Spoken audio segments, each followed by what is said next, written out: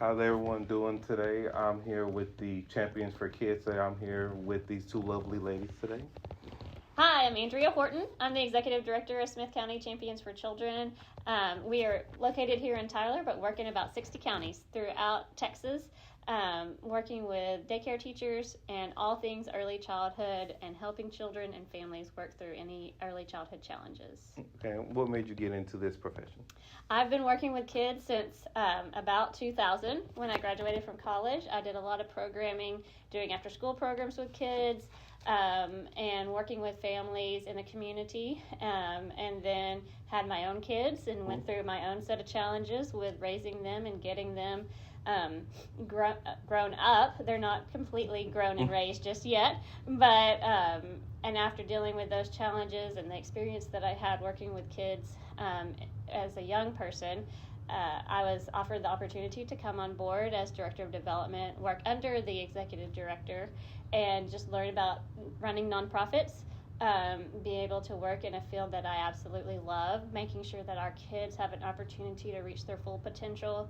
And about a year and a half into my time here as Director of Development, the Executive Director retired, and so I was able to come on board as the Executive Director and really just lead the organization for the last 2.5 years, and it's been an incredible journey. That's wonderful. That's wonderful. And then the other lovely lady on the other side. I'm Michelle Kenyon. I'm the Director of Development here. My background is in education and photography, as I told you earlier. But I also, before I came here, I was in children's ministry. So there's so many children who reached out to that. But I taught school and so forth. And one day, this lady happened to send me an email and invite me to come in to interview. And I'm like, well, okay, let me see what this is all about. And we had a discussion, and she started telling me some of the programming that Champions does. And I'm like, well, I had heard of Champions, but never really knew. And so I thought about it, and I'm like, this is good. This is maybe my second act is basically what I'm doing, and to challenge me. And it is a challenge because there's such a need for everything that we do here for the kids and the family, because it's more. I spoke with this one person not too long ago and describing about what we do with kids, and I kind of use my car analogy. And you have to have, in order for your car to go, you got to have full tank of gas, and you have to have 4 good tires, right? And if you're only working on that child, and that's that one tire, but you've got the rest of the family, right? So you have to have all those tires that are full of air, that are good, that have a good tread, so the car will go. And we kind of use that in thinking how we're working with kids and families, because everything kind of just goes together and it just blends seamlessly. So whether it's our specialized services where we have our brain gym and counseling and autism programs and our education, it all goes together to make one thing, and so that each child can grow up and live their full potential. And I can't think of a better place to be than working here with all these amazing people. Right. I tell you, got to get along. It's like you got to joke around, but it seems like it's like a very family-friendly environment that you guys have. Oh yes, yeah. I put everybody in their place, but no, we have to. I mean, it's a lot of the things that we do are very, very serious, but you've got to have a little fun with it and put things in perspective. And if you can get along as a family and you work, then it really translates to all the families that do come in here, the teachers that are here today training, and if they see us getting along this way, then they can take this information or that feeling into the school or into their homes, and it all translates to one good thing, and that's taking care of the kids. A lot of people, the first time they walk in here, they're real nervous. They don't know quite what to expect. They don't know quite what we're going to do with them while they're here, whether they're a teacher or whether they're a family and their child has been struggling, and they feel quite alone, quite helpless. They come to, somebody told them, usually, go check out Champions. They may be able to help you. And they don't necessarily know what they're walking into. And so we try to make it as welcoming of an environment as possible where they feel like they belong here, and that there's people here who are really invested in their success. And when they feel that way, then they're open to the ideas and the suggestions that we provide, and they're comfortable. They want to come back. They want to call us and get further information about the things that we have been engaging them with. And they know that this is a non-judgmental place. Mm-hmm. It's a place where we're here for everyone's success, and we recognize that when our families are stronger, our communities are healthier, and our children then can reach their full potential. That's wonderful. So who was the original founder of this? Well, we started about 27 years ago now, in 1996. And so a group of business leaders came together really and said, they're seeing a lot of things happening in the workforce related to families and related to young children.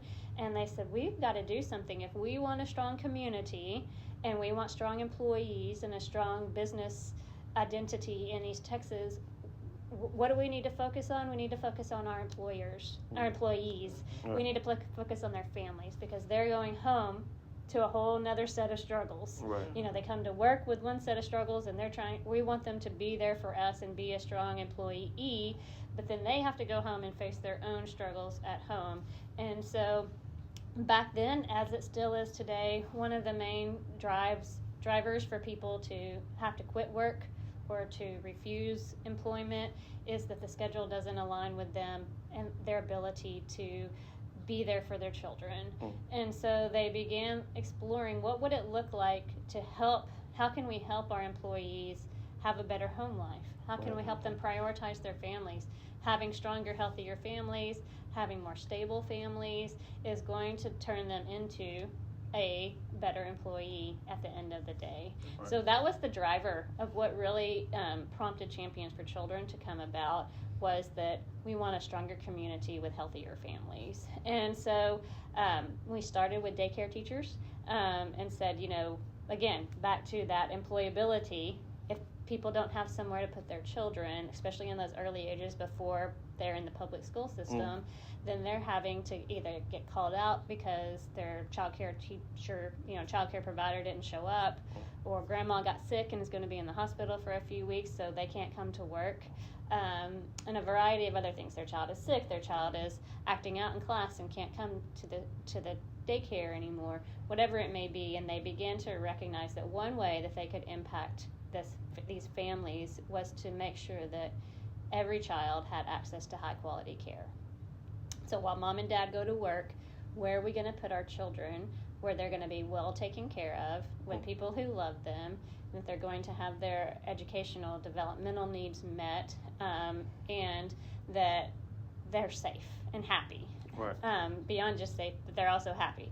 And so a group of child development specialists came on board and said, okay, well, this is what we're going to have to do in order to make sure that the quality of care in East Texas is what we want it to be, what your employees want it to be, so that they can trust us to take care of their children. And so they began working with the state, who regulates all daycares, and working through the minimum standard requirements. What does a child care have to be good quality child care? And they began working through how do we prepare people to become a child care teacher. Most of them have a high school diploma, and some of them have a little bit of college education, but this may be one of their first jobs. They may or may not be single parents or raising grandchildren. And so how do we make sure that they have all the knowledge and the information that they need to be the very best daycare teacher? And so we began teaching those classes. What we discovered was the 24 hours that the state mandates every new teacher have in training was just not enough to prepare them for everything that's going to happen in the early childhood classroom. And so they were coming back with, we're struggling with this, we're struggling with transitions, we're struggling with nap time, we're struggling with mealtime, help us figure out how we can be better teachers, how we can work through these challenges. We're also getting calls for children and families who were saying, my child's about to get kicked out of their daycare. Their teacher says they're out of control. I get calls all the time, have to leave work, the very thing that we were trying to prevent. I have to leave work to go pick up my child because he is being a behavior problem. And so we began going into the daycare centers and working with those children, working with those families, working with those teachers, these kids who don't fit into the box that we teach the 24 hours of training. Right. This is what most kids look like. But those kids that just are outside of that box and they don't fit in and they don't respond in the way that you expect, what can we do to help them be successful? Right. Help them stay in the center. And so we began working then with the teacher, the director, and the family to identify ways that we could help this child be successful. About 75% of those kids that we get those calls about still today, they're able to stay in their center. All of them are we wish we weren't the last-ditch effort, but we really are. We've tried everything we can. All we know is to call champions and see if they have any ideas. We go out, we develop a child success plan and say, okay, here's 3 things that you can do. Here's some things mom and dad can do. Here's some things teacher can do. Here's some things the center can do. And this is going to help that child be successful. And about 75% of those kids are able to stay in care, who would normally have been asked to leave, completely disrupting the whole family dynamic, work situation, and everything else. And so we do still have that small number of kids who over and again get into a daycare center, overwhelm the center and the teacher, and are asked to leave. And we began also working with those children to have more intensive services, specialized services that are helping them overcome an even greater challenge. And so we started with Brain Gym, which is a movement-based brain development program for kids who are maybe experiencing some developmental delays, some behavioral challenges. And through a series of movements, it begins to build brain power. At that young age, when the brain is so moldable and it has the ability to adapt and to change so quickly, that work is so important. And then as our children get older, we are able to work with them through licensed professional counseling. And it may be trauma-based things that have happened to them that they need to talk through, or it may just be who they are and they have some anxiety that they've got to talk through. They've got to develop some strategies. Mom and dad also come in. So again, we're bringing the family in and they develop strategies. How are you going to help your child be successful? How are you going to respond when your child acts a certain kind of way? And from there, they go home, they work on those, they come back, they discuss whether it was successful or not, and then they work on some more things. And our children are able to work through their challenges. The parents have the tools they need to be successful, and the children are able to go do all the things that children do, and that children want to do and children need to do to grow up and develop and become mature adults who will then go on to lead our community in the next generation. It's all just laying a foundation. That's what it's doing. Yeah. But the strategies that our child development specialists come up with when these toddlers are going through the little toddler stages, honestly, I have picked their brains because I have 2 18-month-old grandsons that are having those little struggles. The parents are having those struggles, so I'll go and say, hey, he's doing this, he's doing that, what can we do? And they give me these great strategies. I'm calling my son, I'm calling my daughter, and I'm like, try this. And I'm telling you, it's working. They know their stuff, they're very efficient, it's very effective, and it's very simple. And it's not at all a symptom of the parents not knowing or not being good parents, not caring, not learning enough, not doing anything ahead of time. It's just sometimes every kid has some behavior that doesn't fit in the box. But and as parents, we need somebody from the outside to kind of peer into our lives, look at what's happening, and give us some real practical advice. I have like a random question. can you ever really be prepared to be a parent? Absolutely not. Absolutely not. You know, in a perfect utopian world, okay, which is, you know, sometimes exists in my head. I understand. Okay, Only. only my head. When you become a parent and you're in the hospital and you've just given birth, and then the next thing the nurse gives you is this instruction manual, all right, the user guide, and so just like you have with your car. That's on day one, this is going to happen. On day two, happen. But yeah, it doesn't come. No child comes with that, unfortunately. And every child is different, and every parent's different, and we're all going to have very similar situations. Some common things. Yeah, there's commonality, but then it's going to be very different. So you can never be prepared.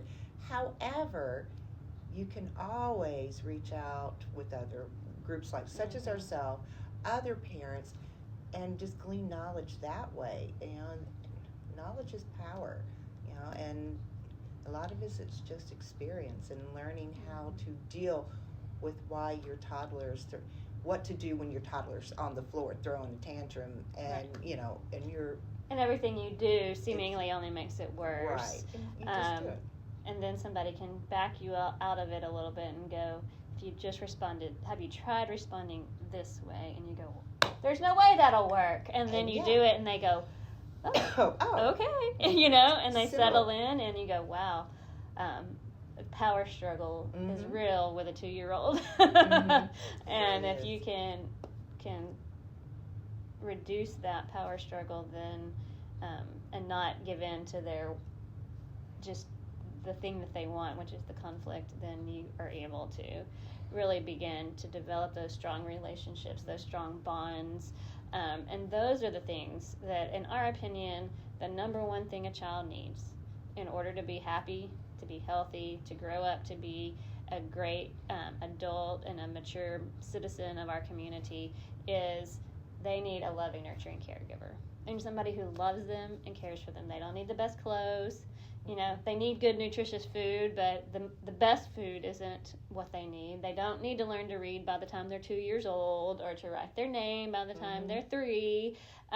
Those things are all great, and they're all wonderful for kids to be able to do if they can. But what every child needs across the board, across any economic boundaries, any racial boundaries, any kind of boundaries that you may want to talk about, that we use to kind of categorize across the board, what our children need is loving, nurturing relationships. And so our goal is that we kind of have a 2-generation approach. So first we work with the child, but we also work with the parent. Actually, first we work with the parent, and then we come back and work with the child, because we know that caregiver has the greatest opportunity to impact that child's long-term success. Right. And if we can give them the tools and the resources, they go home, they're spending hours and hours, 7 days a week with the child, where we get an hour a week. Right. Or we're training a daycare teacher who's spending 10 hours a day with a child. Right. Where, when my children were little, they were with their daycare teacher way more than they were with me, except for the weekends. I got home and had maybe 2 hours with them before I started putting them to bed. And so they have such an incredible opportunity, and we want them to recognize that and value that. And every day when they go to work, to really be looking for ways to build those bonds with those kids, trusting relationships, where that child knows that there are adults who are on his or her side. What do I do when I get in trouble? When I found myself in a pickle? Oh, I've really messed up. Do I go and hide it from all the adults in my life, or do I go seek out an adult who I know will help me? All right. And that is what's going to make the difference as our children become adults. Did they have that kind of a relationship with an adult in their life? That's wonderful. And speaking back on foundations, you guys have this wonderful chart. Yes. The triangle. She is so into triangles. I can tell. Into triangles. We do a lot of services, and a lot of times people go, "Oh, you do a lot of stuff. Why do you do so much?" And so one of the things I've really worked on the last year or so is coming up with an easy way to understand what we do. and why it's all needed, why it's not just one program is going to fix everything. But when we look at adult caregivers and what they need, there's different things. When we look at children and what they need, there's different things. And so at Champions for Children, we want to be for all children.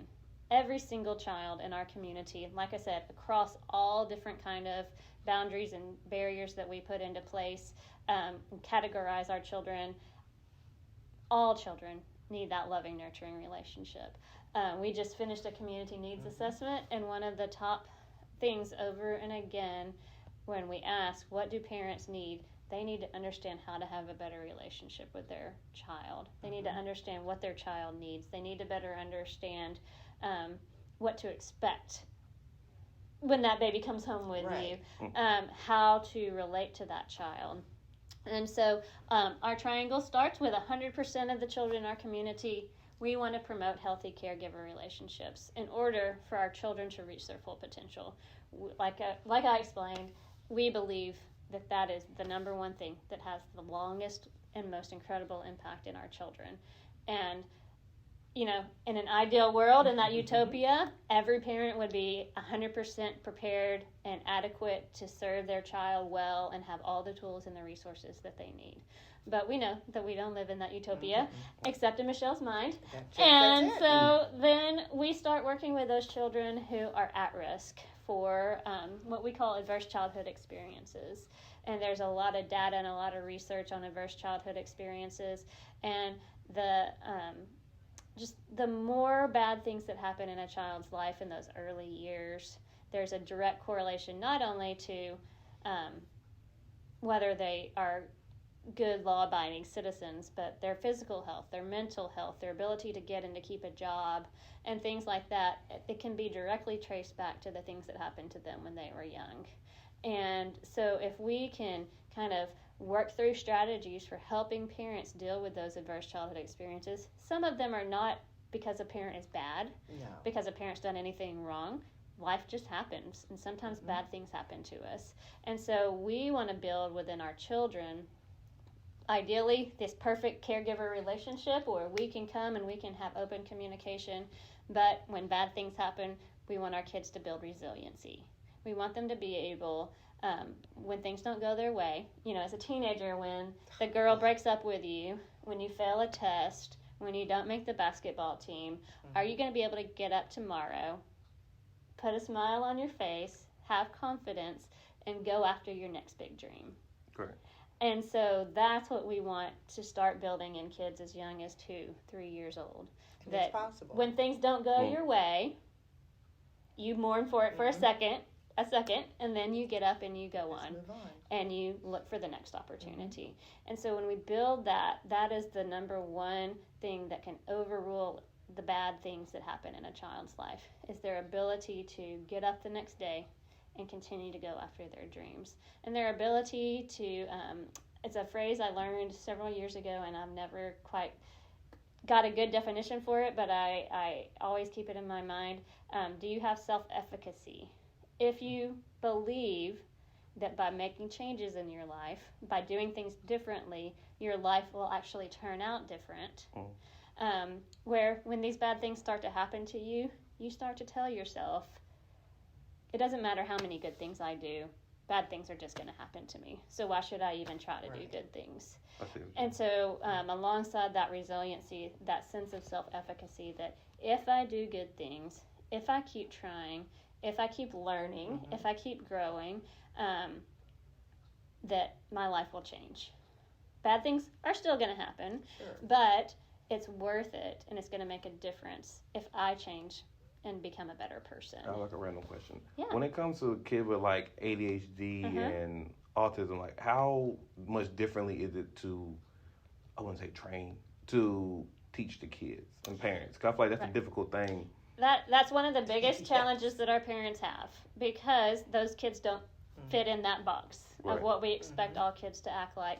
And so whenever there are we have a whole program for autistic children and for their families to learn the skills and the strategies to help them be successful. Our counselors are working day in and day out with kids with ADHD to help them develop skills. So something that may be easy for a child without autism, without ADHD, a child with those diagnoses just needs a little extra help. They need somebody to spell it out for them. So we just finished having social skills class, and, you know, we were teaching things like, how do you shake someone's hand? How do you sit in a group? How do you wait in a line? Things that we assume all children know how to do, and that if you can't do that, it's not that you can't, it's that you won't, and that you're choosing to be disobedient. But the children who come here, they truly can't until someone walks them through step by step. How do you walk in a line?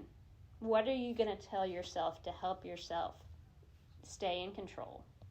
How do you sit in a group lesson and not pick at somebody?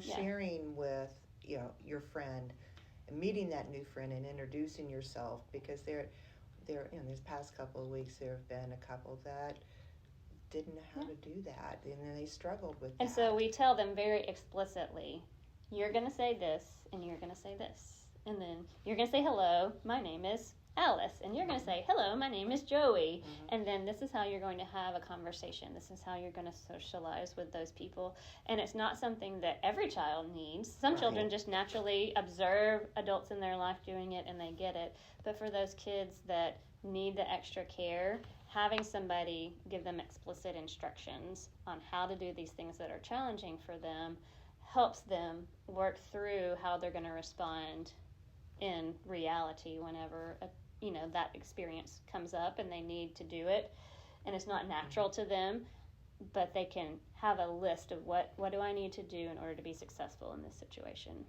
It's a practice. Your parent, the child is being taught, but the parents will then learn too. It's like playing a sport, and only in way to get better, you have to practice, right? Now, there are some that are just freaks of nature, could go out there and they're ball out, and it's great. But the rest of us that are playing a sport, we really have to practice. Same principle goes with this, and parents and finding this strategy to make their kid be more socially aware of other friends, or not picking, or just, doing this, hey, that kind of thing all the time. So it's a practice, and you got to go over and over. But that applies with everything. That we every do. child has Everything something that they've got that they struggle with, they need that extra help with. So for those kids that need the extra help on social skills to be able to come here, many of them are not successful in our regular summer camps that we have around here because their behaviors are just a little bit too much. So to have licensed professionals who understand the situation and what's going on and will be compassionate and caring with them, and slow things down. So it's not, we read a book, but it's not about reading the book. It's about everyone in the class understanding, how do you sit still and when someone's reading a book to you? How do you listen? How do you stay focused on what's happening up here in the teacher area, so that when you go back to school next year, you can remember those things and remember what did I do during that social skills class? Right. What did she tell me to do? So we may interrupt the reading of the book 5-10 times to say, now we're getting distracted, or now this has just happened and I want to address it because I want to help all of you be successful. And so we back it off and we don't get quite as much done as we maybe wanted to, but the goal isn't to read the book. The goal is for the children to learn how to interact within a learning environment. I gotta ask you guys a question. What is, how do you guys manage to stay patient? Because patience is like a virtue. That's a good question. That is a good question. They don't let us do a whole lot. We're the administrative staff, and so we do the bookkeeping and the fundraising, and we have amazing professionals who are child development specialists and licensed professional counselors who have years and years of education and experience. And that's not to say that we don't love children and we don't try our best. We're not just terrible people, but we do allow them the opportunity. And really what parents, when they come in, they're struggling with, is there something just systemically wrong with my child that I can't, or is there something systemically wrong with me that I can't have that patience, that I can't make this happen? And we begin working with those children and those families and explaining that, this is just how they were created, and that it's not that they're intentionally trying to be disruptive or disobedient, but that as adults, it's our job to help them get those skills. And as professionals, it's our job to help the parents get the skills to provide for their children. And so it isn't something that most people naturally know, but what we find is that when we can begin to engage those parents in what is special and unique about your child, what are the strengths about who they are. So maybe this personality trait causes some struggle, it causes some challenges for you, it causes challenges for them, but what good could come from this? And what amazing gifts do your kids have? And when they, especially with our autistic children, who the parents are asking themselves, is that child ever going to leave my house? Is that child ever going to speak? Am I ever going to be able to go to the grocery store with my child or to the restaurant with my child? And is life ever going to be normal again? And we begin to redefine what normal is. It may not be the same normal that I have. It may not be the same normal that Michelle has, but you can have a healthy, happy family.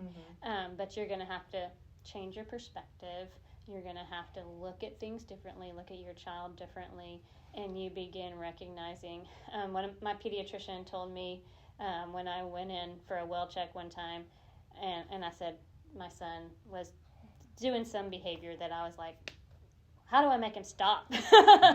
And he said, Andria, your goal is not for it to stop today. Your goal is when he's 18, he can get up, get dressed, go to work, go to school, do the things he needs to do. This is a marathon. It's not a race. And so you don't have to fix it all today.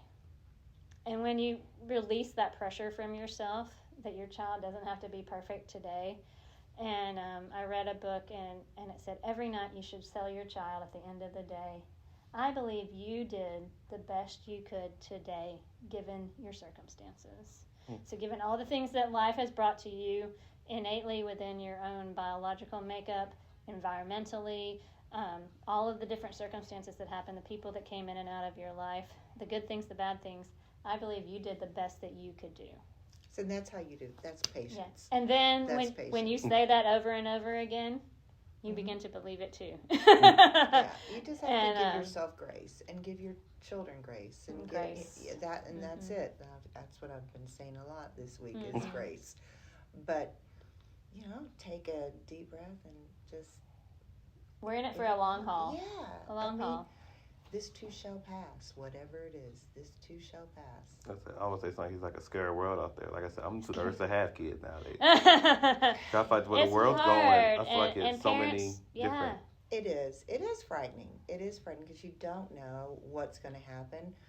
3 years ago, we did not know we'd all be stuck inside our house. Right. And how to deal with a pandemic where. What we do. And we have no idea what the repercussions of that are going to be. Exactly. So we are watching, and we're watching those kids who were born during that time. Pandemic babies. Pandemic babies. What happened to those kids who weren't socialized during that time? We have a child who her parents wore a mask most of her first 2 years, so she was delayed in speaking. It wasn't that her parents did anything wrong, it was just a matter of circumstances. We began doing intervention services, or helping her get intervention services, and thriving.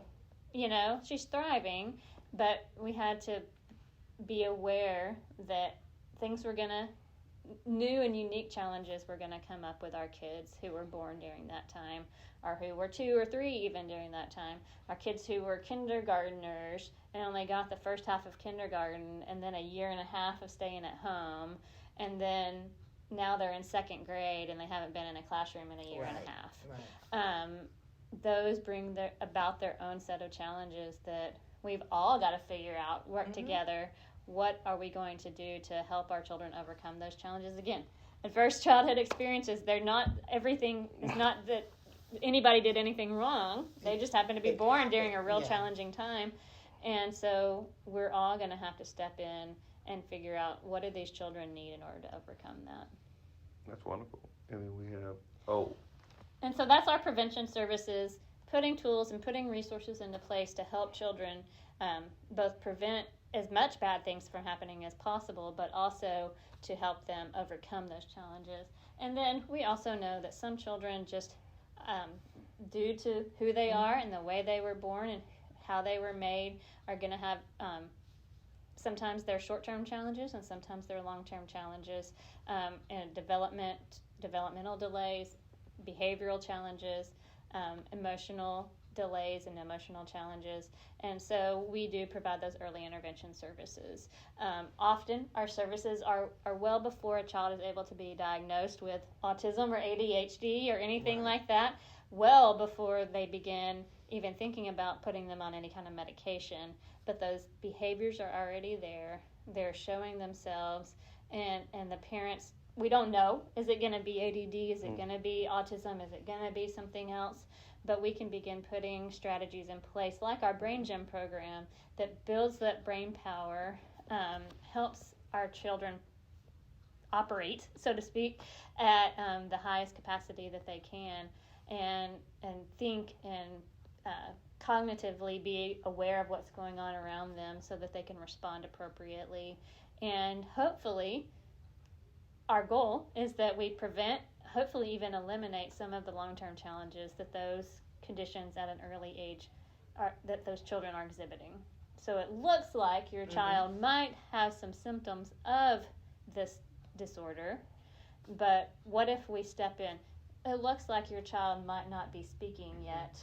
That could be a big challenge, but let's put some intervention services into place and see if we can overcome that. And so for the young child that we were working with, just going to speech therapy and having someone in her life that was really focused on that speech was exactly what she needed to thrive. And now she's going to be able, hopefully, to go on into kindergarten, ready to learn, ready to participate, able to share her needs and her thoughts, and never look back again. Right. Other children may have other underlying conditions that this may be a challenge that they continue to work on throughout their whole life or for several years, or whatever it is. They may go on to get a diagnosis. They may go on to have to be on medication, but we build in strategies that's going to help them be more successful, help them deal with the symptoms of what's going on in their body and in their mind so that they can respond better, maybe be on less serious medication, maybe be able to be mainstreamed into the classroom instead of pulled out into a special ed class. And just have the skills that, again, when they become adults, when they turn 18 and we turn them over to this big scary world, that they have the skills to be successful. And they view everything as an opportunity. Yes. Not a problem. And again, we've taught them that they have value and that they have unique characteristics and that they can contribute positively to our world. Okay, I got like one more question. When it comes, do you guys see like a lot of young parents coming in? I don't. It's a mix. It's a mix. It's a mix here because we don't specifically work with like teen moms or anything like that. Not that we couldn't. Not that our staff doesn't have experience with that. It's just not where we've been. But our parents are, again, young parents, are parents with young children, and so they tend to be on the younger side. I think we have a parenting counseling program, so any parent that's struggling with the way that they're feeling about their parenting skills, so they feel like their kids are triggering them and that they're responding in a way that they're not satisfied with their parenting ability, or they know that the things that they're dealing with internally are affecting their relationship with their child, they can come in to one of our licensed professional counselors and talk through that and talk through those strategies of what can I do to make myself be healthy so that I can be that caregiver, that healthy caregiver relationship, because if I'm not healthy, then my relationship is suffering. And so we work with those parents, help them through that process. Those can be single parents, they can be grandparents, it can be foster parents who often don't understand the trauma that their foster children went through at that young age. And why would that, something that potentially they can't even remember, how did it have an impact on how they're behaving today? You know, even if they walked straight out of the NICU and into my house, they're still behaving with some kind of trauma response. Like some repressed memories. And so, you know, the things that happen even when you're pregnant are impacting the way that that child is being developed within your womb. I didn't even know that. Yeah. Oh, yeah. And so you can't wait until the baby's born to start trying to work on brain health and development and overall health. And so pushing it all the way back there to women who are even potentially going to have babies. And how are you treating yourself? What kind of an environment are you putting yourself in?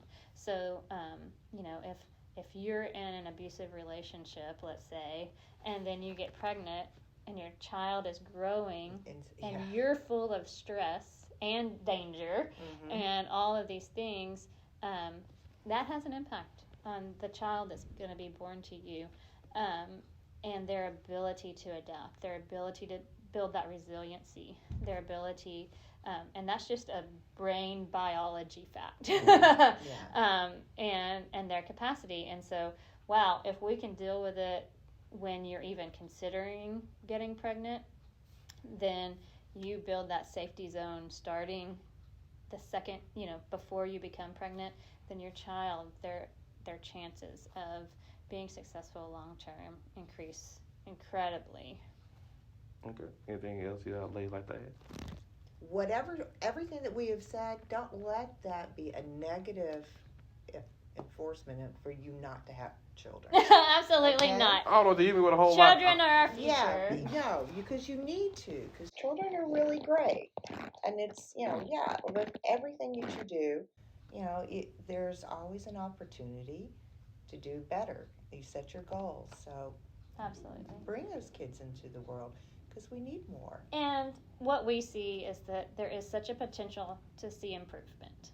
So don't get caught up in things are never going to be okay, things are never going to be better, I'll never have a normal life again. Right. It's a messed up place. No, but things can get better, and Champions is here for our East Texas community to be that piece of the puzzle that, you know, everyone doesn't have to go get a child development degree. Right. To be a parent. Obviously, we don't have to. Right. But they can utilize those services. And what I encourage people is, if you're seeing something that's worrying you, and you know, it could be anything, call. We have an amazing family care coordinator, and she will talk with you through what you're seeing, through whether we have services that might help you, or we have so many community partners that if we don't do it, we try to connect you with someone who can help you. And so don't feel like, you know, we talk a lot about mom gut. If your mom gut or your dad gut says something doesn't seem right, come and address it. It's never going to harm, you know, the things that we teach in Brain Jam are such great, healthy practices that, you know, coming and talking to somebody and asking for their advice, it can only help you be a better parent. Right. And give you a peace of mind if our child development specialists, our licensed professional counselors are able to say, you know, this is something that, you know, they may say this is something that's very normal, and here's 3 or 4 skills that you can have and how you're going to respond to it. Or they may say, you know what, this is something that you're right. You need to do something about this. Right. I'm going to confirm what you already thought, and we're going to help you find the resources. We're going to help provide those early intervention services that are going to try to overcome those challenges. We're going to give you the tools to help your child, and you don't have to do it alone. That's right. And that's all you have to remember. You don't have to do it alone.